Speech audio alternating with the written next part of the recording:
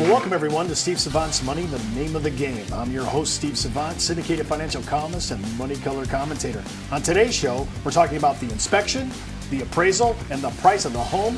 And that's part 4 of our series on America's real estate investment with real estate expert Mike Bodeen. Welcome to segment 4, Mike. Hello, Steve.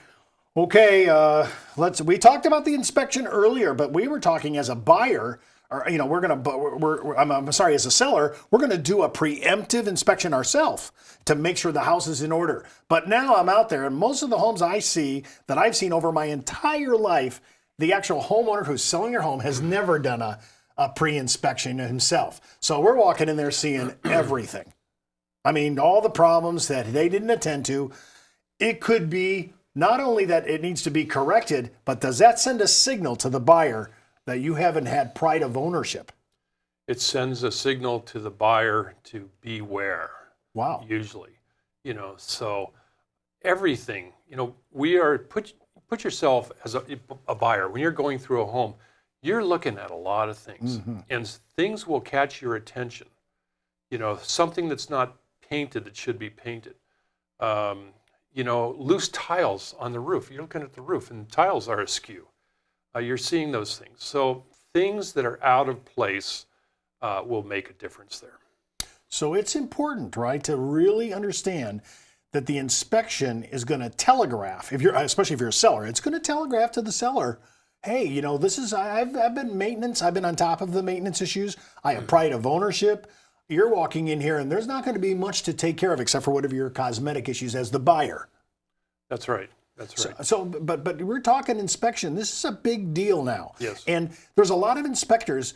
When you're a actual buyer, like I'd be a buyer, I'm looking at this home. What about inspectors? How do I know which guy should I choose? We talked a little earlier about real estate, and now we're talking about an inspector. Inspectors, it's important to get a good one, and we can't emphasize that enough. There is the American Society of Home Inspectors. We call it ASHI. In my opinion, they should be ASHI certified there. That's at a minimum there. Again, if you trust your realtor, then rely on the advice from your realtor. Those of us who have been in the business for a while, who really have our clients' best interests in heart, we are not looking to do the deal. We're looking to make sure that the buyer gets what that they're getting into something that is good for them, and that's why that inspection is so important. Okay, so I've done my inspection. I think I would imagine, unless there's some. Have you ever had a person where says they did the inspection and the seller says, "I'm not repairing that"? Oh yeah. Well, and many of them will, and many of them will actually because they're offended a lot of times. It's like, oh, wait a minute, I had my roof looked at last year. There weren't any problems last year. Who is this guy? Again, it's kind of like we talked about in the prior segment about a buyer insulting, buyer insulting a seller. Well, now we have a home inspector insulting a seller. Got to remember, this is personal, and these wounds can dig in there. And it could cause you, because if the buyer says, "I need that fixed," and you say, "I'm not fixing that." Well, in most states, in a number of the contracts there are certain things that by the contract need to be repaired. In Arizona, for example, the mechanicals, the moving components of the home need to be in operative order at close. The homeowner has to disclose and declare these things, right? Problems and so forth. Disclosure is another matter. That's the seller property disclosure statement. They're supposed to, by law, and I think in most states, certainly in Arizona, then a seller has to disclose anything that he knows isn't right with his home. So he discloses it. He discloses it. He's got an inspection. Now I got 2 documents on the home that I'm buying as a buyer that really can bring me into the game. Now, I already have my bank online. I pre-qualified myself, like we said in the first segment. I've done my due diligence on that. My bank's going to walk in there. When they do an appraisal now, to make sure that whatever I'm talking about financially is within the realm of the value of the home, are they walking in my house anymore, or are they just doing a comp and a look around at the outside? No, they're going in the home. They're going in the home. But I'll tell you, it's quick. In 20 minutes, they're done.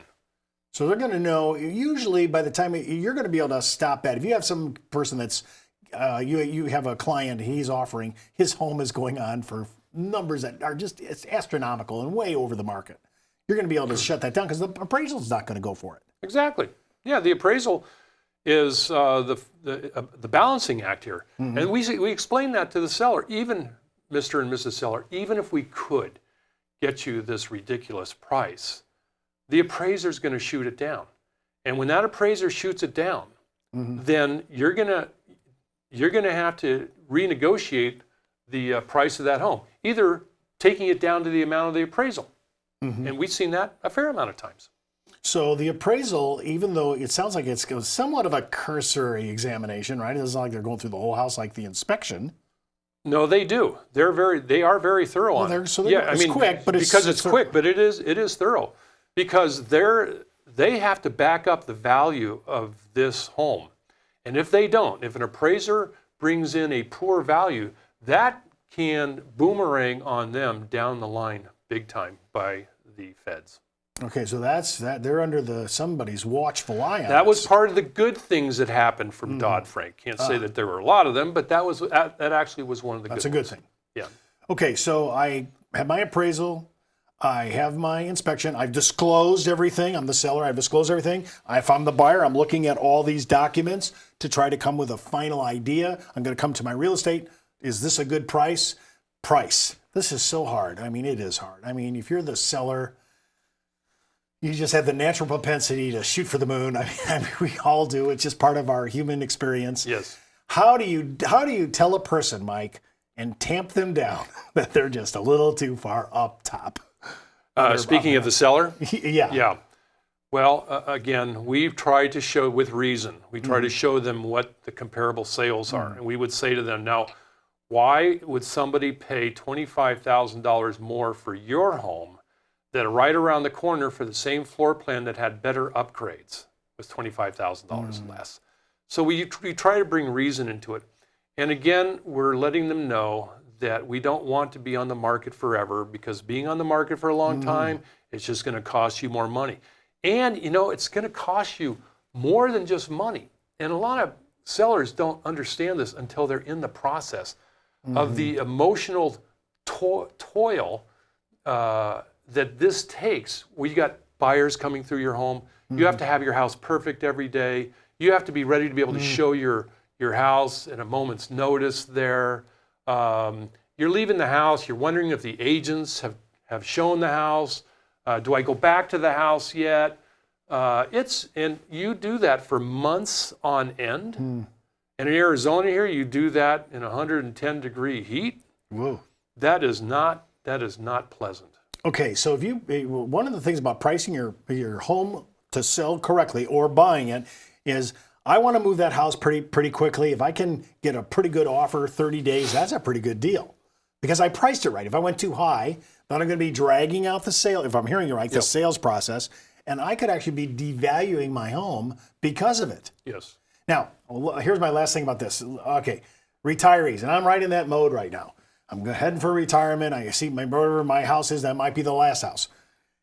If I like what I like, and I might have to pay what they're asking and not very much negotiation because it's in a popular neighborhood, comps are right in the game, I need to jump on it. Sometimes that price, you might have to pay full price, but it's the one you love. You fell in love with it emotionally. You saw the value there. Do you see much of that kind of action, especially with retirees? More and more, I think people are coming to the reality that, it's better to live well day to day, because oftentimes we'll see someone try to get so cute with their negotiations and trying to cut a deal. They don't get the house. Somebody slips in there and buys the house, and the house that was really ideal for them, they lost. So what did they really gain? Nothing. They got lost. heartbroken. Right? Yeah. Last question for the segment, and it's a quick one, quick answer. When should if I'm the seller, when am I putting this on the market? What's the optimal time, Mike? Well, in 90% of the country there, it's spring. Spring, so I'm starting what? March 1? Well, when you say, what is starting, you're talking to realtors now. even though we're just now at the beginning of February, you know, you're wanting to talk to a realtor now to know the different things that you have to do. Maybe there's staging, maybe there's repairs you have to make on the house, so that usually within 30 days, you know, by March 1st, you know, you can get that thing on the market. Got it. Well, listen, don't forget to watch part 5 of our series on America's real estate investment, qualifying for a mortgage. And keep in mind, before moving forward with any of the ideas on our show, always check with your tax consultant, legal counsel, a financial advisor, and in Mike's case, a real estate professional. You've been watching Steve Savant's Money, the name of the game.